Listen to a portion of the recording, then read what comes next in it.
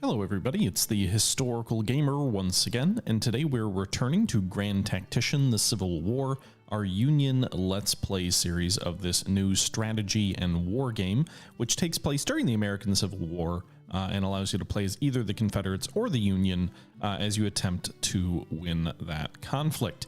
In the game, you are able to raise armies, assign commanders, issue domestic and foreign policy, while also fighting battles tactically when armies do collide on the battlefield. In our last episode, we won a victory at the southern edge of the Shenandoah Valley, the Department of Pennsylvania, through 3 Confederate armies, although they're more like corps, back to the east toward Richmond, securing the western portion of Virginia for the Union. And we are getting the Army of the Potomac ready for a drive on Richmond itself. We're just waiting on the 2nd Corps to get its readiness up, and then 42,000 men will march south on the Confederates near Richmond, then allowing us to drive further south and potentially even into North Carolina. I think it's very likely when that battle does occur, we will win. We are also in the process of trying to rally the Army of the Ohio. Its 38,000 men were badly served by General Buell, who lost a battle with them without losing very many men, but they still have 38,000 men and their morale is broken. We've assigned Major General Winfield Scott, the hero of the Mexican-American War, to try and see if that'll help the morale. And we are ordering them to transfer via rail to Knoxville while they work on, getting their morale up. Once they arrive in Knoxville, that will allow us to send General Grant and his 18,000 men south, and then we will also move some of Scott's men east to try and invade both North Carolina, South Carolina, and Georgia all simultaneously from three sectors. I think with over 60,000 men, we would have the ability to do that. Meanwhile, the Army of the Kentucky, its 31,000 men in 2 corps, is in the process of trying to secure Tennessee. We've already taken Nashville, but these troops in the 4th Corps are going to move west toward the Mississippi River with the intent of taking Memphis along the river, and then probably advancing south through Bolivar, Purdy, and taking Corinth.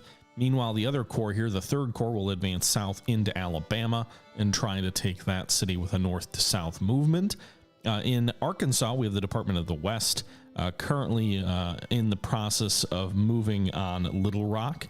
And that's the situation that we're in right now. So a lot of armies in movement.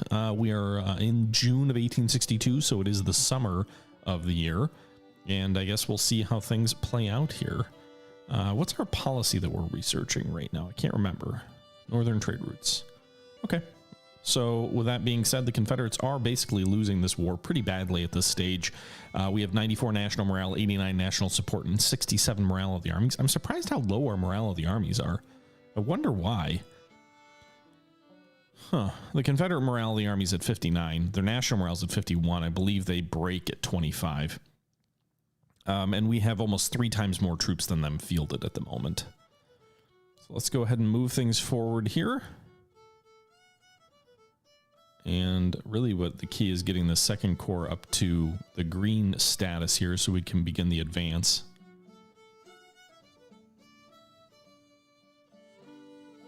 And then Grant's Army of the Cumberland is actually already moving on. Is it Chattanooga that we have moving on? So apparently engaging Confederates who they had previously defeated in a battle. Confederates have enabled the recruitment of corps, so it'll be interesting to see if they reorganize their army.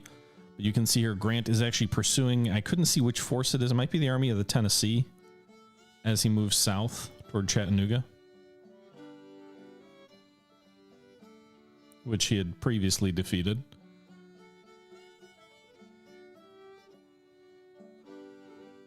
Okay. Trying to upgrade our depots there. And again, moving on Chattanooga. Army of Kentucky is ready to move. So we're going to move them on Decatur. 4th Corps is into Western Tennessee. So I think we're just going to move them directly on Nashville.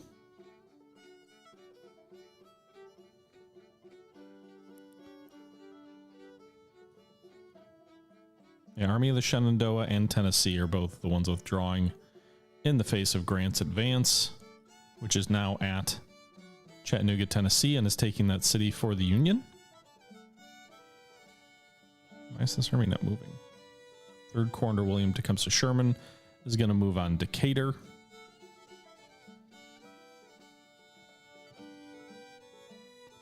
Meanwhile, since he is currently sitting there, we're going to go ahead and build a new depot to try and improve our supply situation.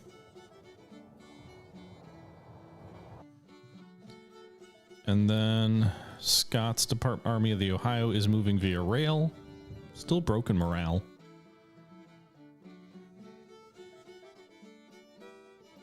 Okay, 1st Corps is ready to move. 2nd Corps is just taking for freaking ever. Honestly, we can probably move now. We defeated them with fewer troops in this. So let's move the 1st Corps down towards Charlottesville. And then the Army of the Potomac will move on Richmond. With the 2nd Corps, I think.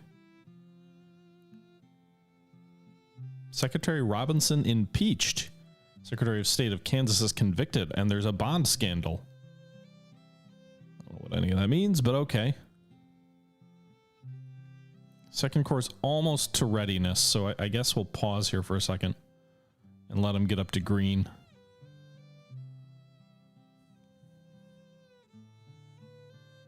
Just like another day. There we go. I think we're green now. We are. So 2nd Corps will move on Richmond.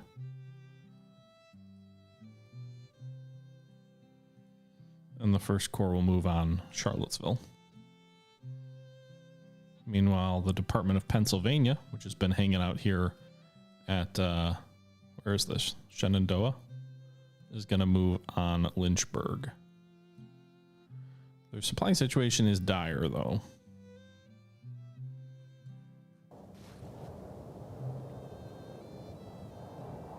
We are trying to upgrade our depots, but we may be advancing too far too quickly. Okay, the Army of the Ohio is still moving, taking key cities here along this route. Looks like the Army of Tennessee is still closing with Grant at Chattanooga. Chattanooga has fallen, by the way. So we'll pursue south toward Chattooga. See if we can drive these guys off. 3rd Corps appears to be about to run into a squadron of Confederate gunboats toward Decatur. 4th Corps under Buell seems to have halted. I may have to replace Buell as a corps commander if he's not able to advance more rapidly. Missouri State Guard looks like it's going to meet Buell, but they only have 4,200 men, so I'm not too worried about that. And then we're trying to send Harney on Little Rock. Okay, so rejecting slavery in the territories. Grant is going to continue to pursue the Army of Tennessee. You can see there are some rear guard actions occurring. We're still waiting for our next major battle, which might occur around Richmond. I'm not sure. I guess it depends on when these Confederate armies that have been routed rally.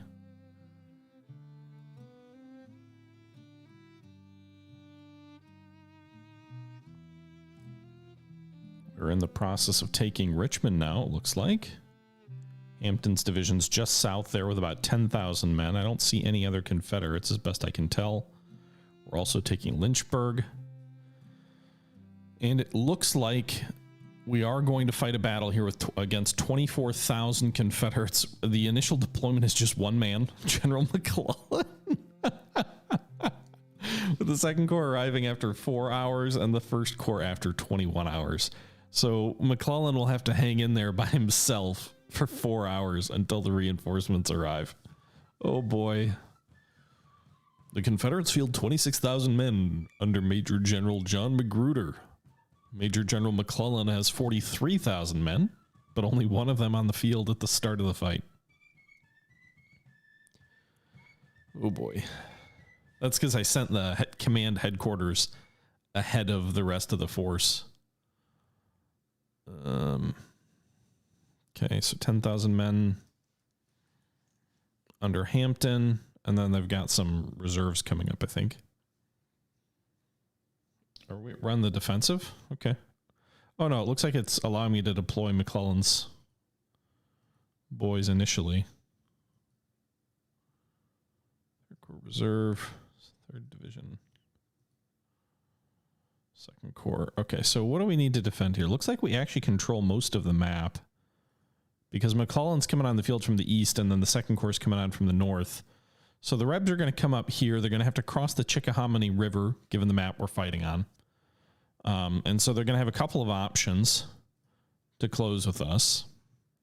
So basically, I think we're going to get to sort of pick our defensive position. So let's go ahead and take this corps here, the 6th Division. Can we deploy them wherever we want? We can, it looks like. So where's the best place to fight? I feel like here in Mechanicsville would be a better place to engage, but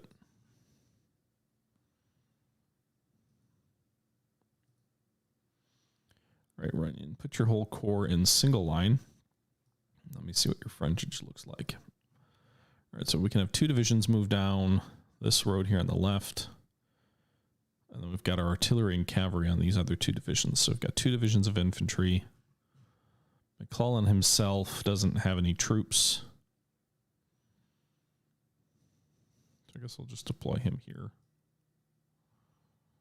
Let's switch. Yeah, we're in double line. Okay. I want to avoid this creek here. It's too wide. I don't want to approach the enemy on a narrow front. And I think if they deploy down here, they may have a deployment zone up toward Mechanicsville. So we'll just do this. I know it says I'm on the defensive, but I'm going to go on the offensive because I want to try and take this good high ground that the enemy might have to march through then. So we're going to deploy these divisions here along these heights. Got some cavalry with some good weapons. We'll try and get our artillery up here. And then we're just going to get going right away. Oops.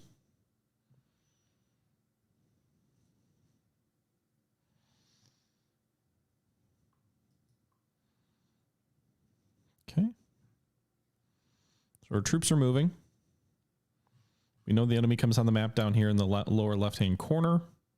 And it should be a relatively even fight until we're 21 hours in. Once we hit the 2nd day of the battle, we'll get a 2nd Corps that'll have us outnumber the enemy almost 2-1. But the battle may be over by then. So we'll see. As we move south at ×10 speed. Still no sign of the... Oh, there they are. Enemy spotted. All right. 6th Division. Oh, they're coming up in line. Try and get in along this. Where can we?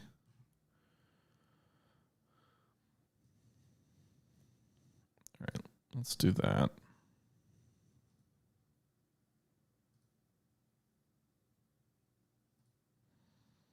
Cochrane's 3rd Division can deploy here. They're already pretty much in position on this high ground.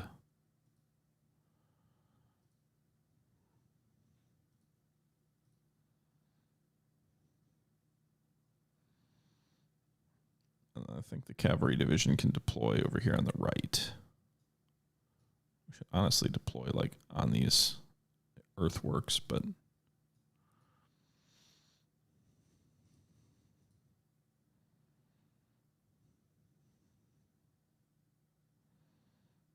why are they not halting? All right, so we're engaging. It looks like Lee's brigade up front. South Carolina militia. Looks like the 3rd Brigade is engaging him. They have Springfield rifled muskets. All of our troops have good equipment.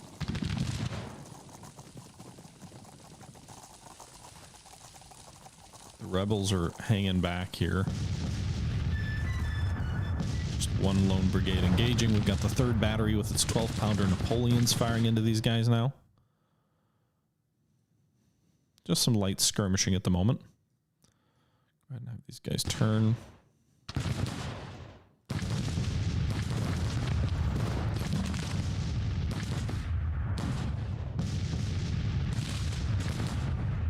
Cavalry into position on the right. And Sedgwick is in contact. Colonel John.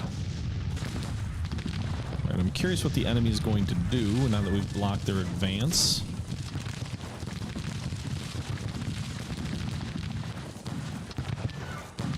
Again, just the one brigade engaged.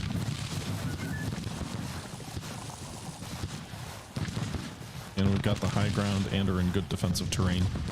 We are tired, but the enemy's outnumbered, and actually now we've got Innes Palmer's brigade in action as well. So we've got 2,800 and 2,800. We've got 5,600 muskets firing on just 1,000 Confederates.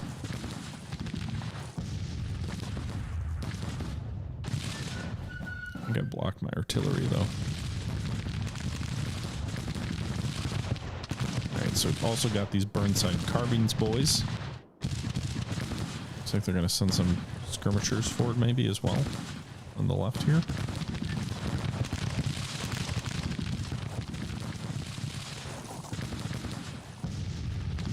Moving some of our guns to new positions.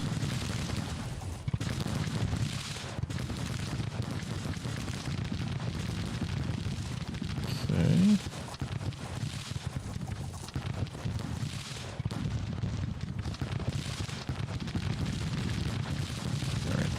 I've suffered 200 casualties here. I can't really charge the cavalry in to finish these guys off and pursue this brigade, given how small, or given how near the other enemy troops are.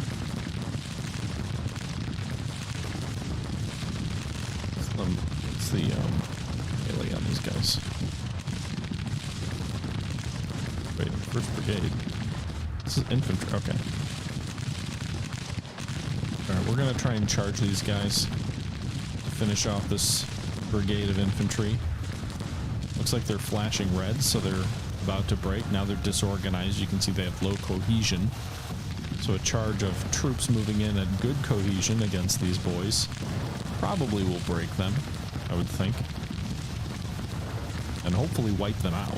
That's sort of the objective here, is to finish this brigade off and just completely remove it from the map. Capture some Confederate prisoners. We also are engaging some troops under Breckinridge's brigade here, about 1,000 men as well.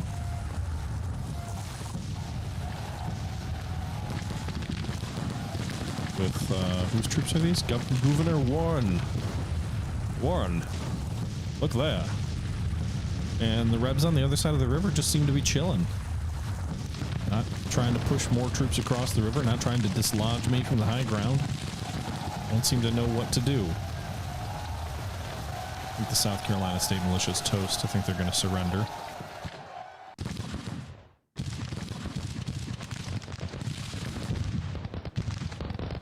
Like, they're just sitting here. Is the AI dead? Does it not know what it's doing? Just remain in column formation, boys, and do nothing. I guess they're technically marching very slowly through some difficult terrain. Does look like there's some troops coming up on my right flank, or actually my left, Bragg's brigade. That's fine. I don't want to stop them from making a mistake and sending a brigade isolated all by itself. So I'll let them continue to do that. Meanwhile, the 1st Brigade made their charge and only lost 1 man, while the South Carolina militia is in the process of evaporating.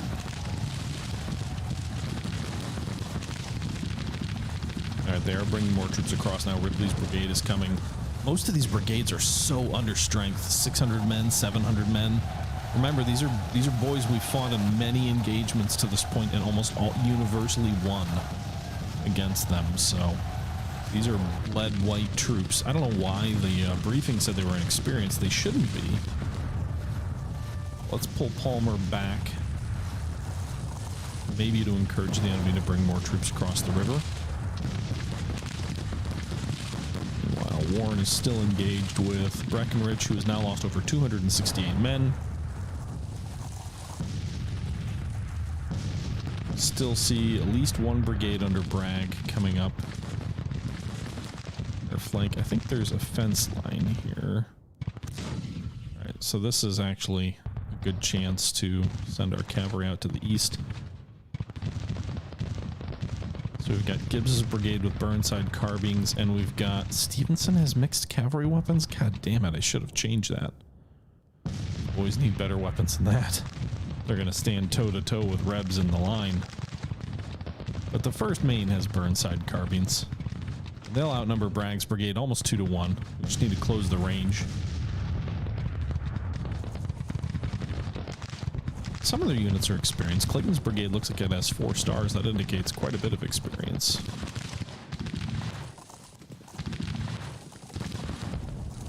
Juvenile Warren has burned through 17 rounds of ammo for his troops, just engaging Breckenridge. Light casualties.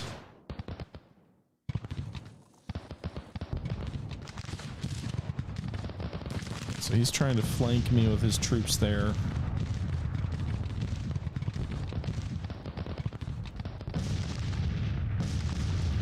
Confident in Gibbs's ability to stop him cold. Then maybe once they rout, we'll send the mixed cavalry boys out against him with fixed bayonet. Well, I guess technically it's cavalry sabers probably, right?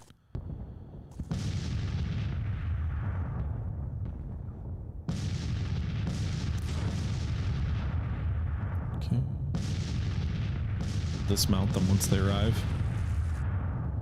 Dueling artillery batteries. Looks like Breckenridge is routing and pulling back. I'm not going to charge anybody out against him. He's too close to the rest of his troops.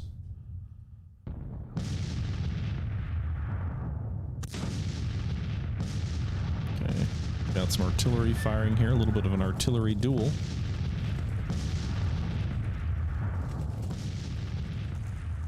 My horse guns stayed back.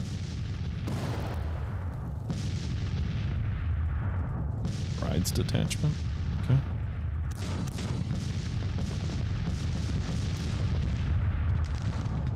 Dismount, boys. Skirmishers are firing over here. It's not a real fight yet.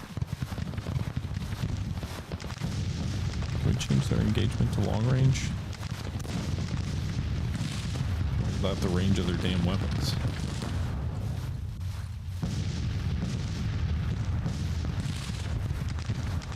Alright, boys. Just advance and engage.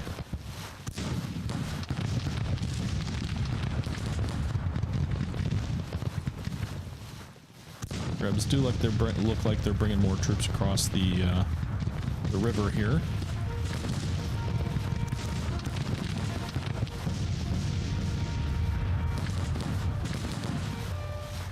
And a nice volley here against Bragg's boys. Now these guys have Burnside carbines, which have a 9-round-a-minute capability. They're not as good a range as like Springfields or Enfield's, but they can fire damn quickly. So you can see they're already inflicting pretty heavy casualties on the enemy. Bring these troops down this way. And you can see the Rebs are losing, well, they've lost over 170 men so far. 1st Maine is losing some casualties, or taking some casualties. So they're not perfect by any means. Definitely not going to be a bloodless fight.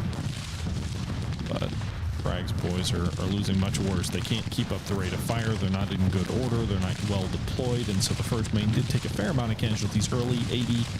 But now things are just totally shifting. And so we'll send Colonel John Stevens' troops down with 2,200 cavalry sabers into Bragg's brigade as it tries to retreat. And we'll see if we can finish that brigade off. Well, quite a few more enemy brigades on the other side of the river that I don't really want to try to engage.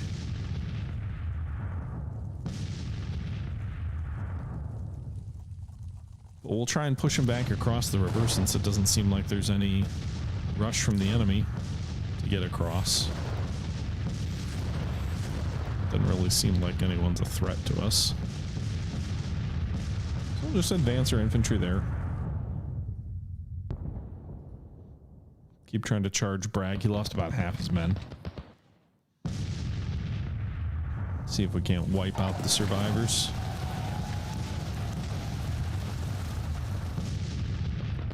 And we'll mount these guys. We'll get these boys back in the saddle and have them there shortly. So we're going to advance on this rebel bridgehead and see if we can't fight them.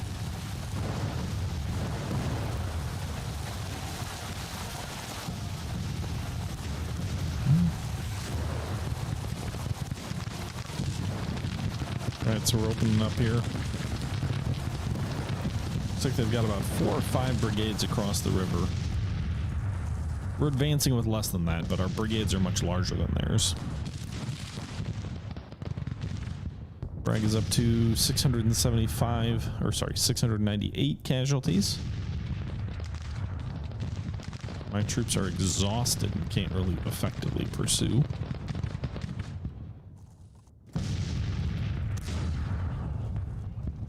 Trying to do another charge into the boys. Not sure how much damage it'll do though, given the state of the horses.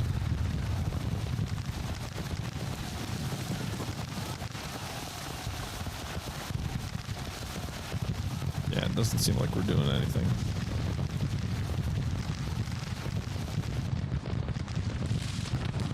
Okay, so we are now engaged with the enemy.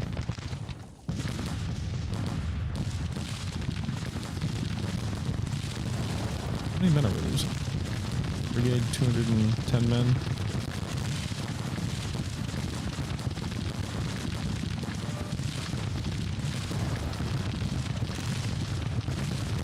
Meanwhile, the 1st Maine is engaged with Ashby's brigade here, not really the fight I wanted to take. So go ahead and pull back here, because I don't even think you can return fire against these guys.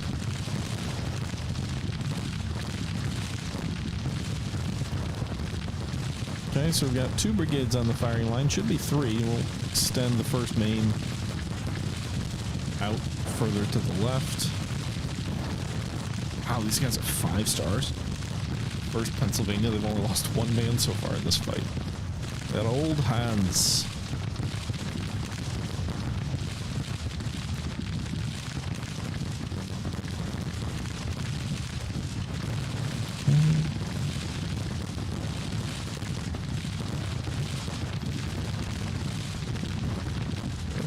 Brigade is losing a fair number of men.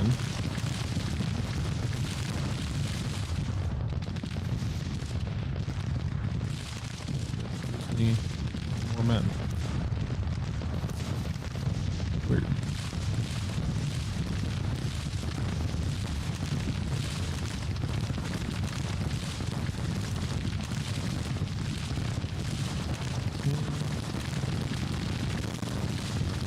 We'll see how the 1st Maine does here with their carbines against McBride's brigade in the open.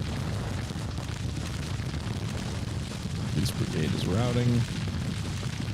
Semmes has a pretty good sized brigade, over 2,700 men to start the fight. Down to 1,800.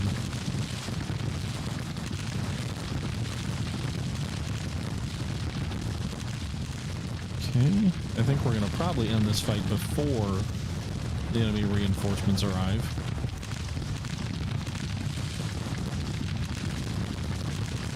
But there's no way we're going to get to the required casualty percentages, not with the way this battle's going.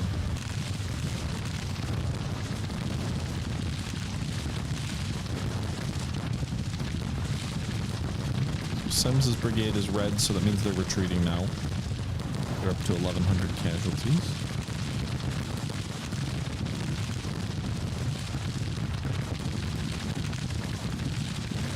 Keep advancing, boys. Don't give them a rest. Give them the cold steel.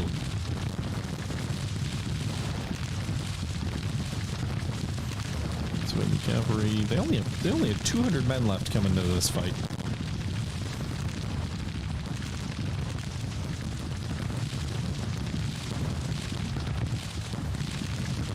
First Maine is losing a fair number of men to McBride's boys.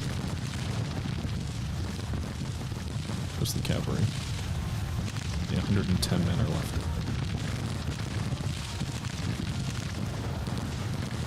We're pushing in on the breachhead, making a drive for the river.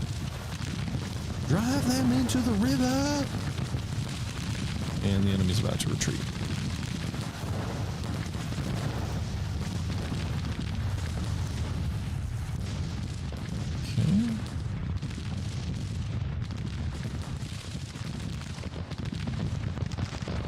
These troops stayed on the other side.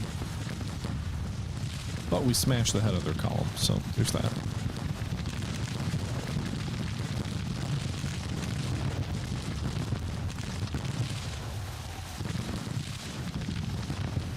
Okay, let's go go ahead and speed this up. And the enemy is retreating. Shocking. Alright, so the bulk of the enemy army didn't even engage us, but the units that did were pretty badly mauled. Ripley's brigade. Lee's brigade lost almost 50%. Bride's brigade lost 2/3. Jeez. Bad day for the Confederate armies. We did lose 500 men in one of our cavalry units, so there is that. Okay, go charge McBride's brigade during the pursuit phase. See if you can finish him off. Probably not. And that'll do it for the battle. So a minor federal victory. 6,500 enemy casualties, 30 guns, 100 cavalry out of 200 men. 6,000 out of 25,000 infantry for a total of 6,500 casualties, while the Union forces lost 1,488, 486 of those in one cavalry brigade. So a successful little victory there at the Battle of Richmond, which will send the other army that we didn't engage of another 20,000 men into flight as well. And force them to retreat for a while.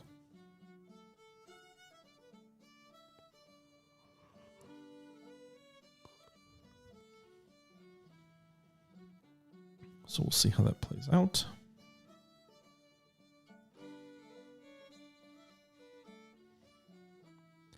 Let's get back to the game menu and see what is next. All right, so we killed 865 men, captured 3,700 rifles.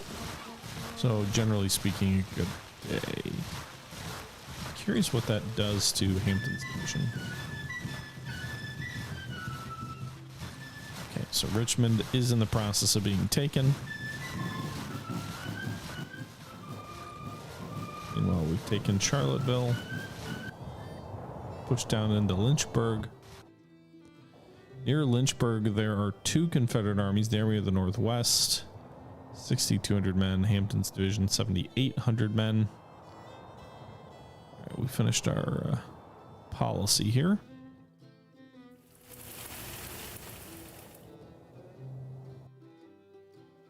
All right, Knoxville's a level 2 depot.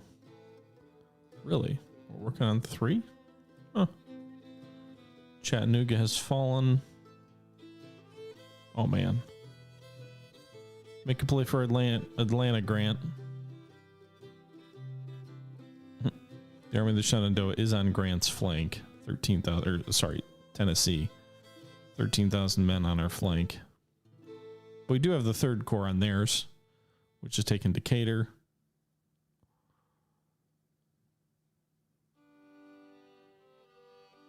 Missouri State Guard is at Memphis, which is also ours now.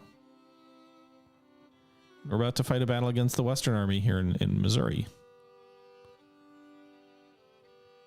Meanwhile, Grant is now in Atlanta. And so presumably that'll begin to be conquered. But for the moment, 10,000 men under Buell versus 5,000 men under Price. I would think auto-resolving it, outnumbering the enemy 2-1. Buell should be able to pull it off.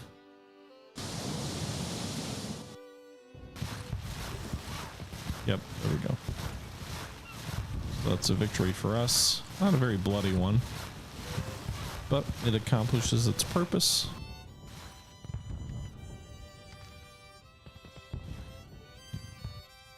And then we can move east toward Corinth.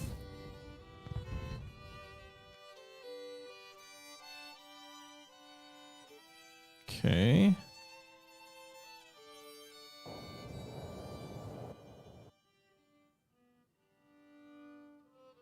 So the enemy armies are fleeing in different directions away from Richmond. One down the peninsula to the east, one to the south, and one to the west.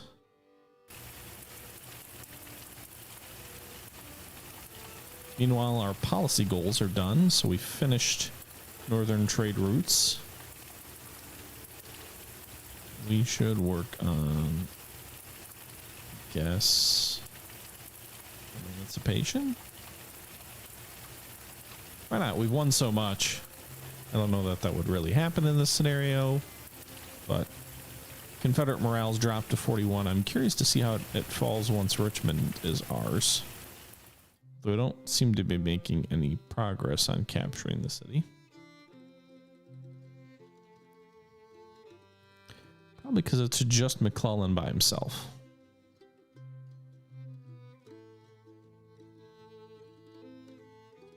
Okay.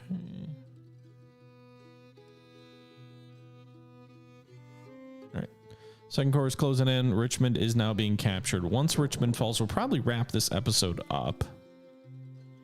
Who was wounded, by the way? Colonel Morgan recovered. All right. So Richmond, where are you going, Second Corps? All right, so Richmond is ours. National morale for the Confederates is down to 40 versus 94 for the Allies.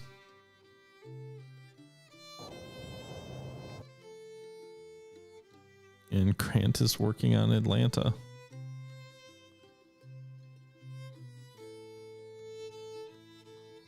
Okay. The Third Corps could be overwhelmed. It's got the Army of the Shenandoah with 9,000 men in Tennessee with 13,000, so slightly outnumbered, approaching it or in its vicinity. Memphis has fallen.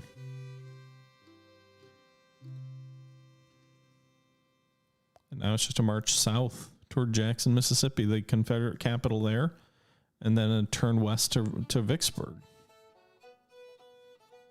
Also, did we get Arkansas or Little Rock? We did. All right, let's just wait like 2 days and see how those victories. Oh, never mind. So it looks like we're going to have a battle between David Hunter's 1st Corps and the South Carolina State Militia. About 13,000 men. We'll probably fight that one in our next episode because we are at almost 40 minutes. So I think that'll do for today. So a nice little victory at Richmond. Richmond is ours again after a bit of time back in Confederate hands. So we've taken Richmond, we've taken Nashville, we've taken Atlanta. That's a huge victory, even though we didn't have to fight for it. We're picking the Confederacy apart kind of at will, and now we're just sort of having to fight sort of follow-up and sort of filler battles, which I don't know how long that'll stay interesting. I wonder if that'll get a little bit old after a while, but that being said, let me know your thoughts down below, guys, and I appreciate you sticking around for this series for another episode of Grand Tactician, the Civil War, a game made by Oliver Keppelmuller. And until next time, as always, this is the Historical Gamer saying thank you for watching, and I'm out.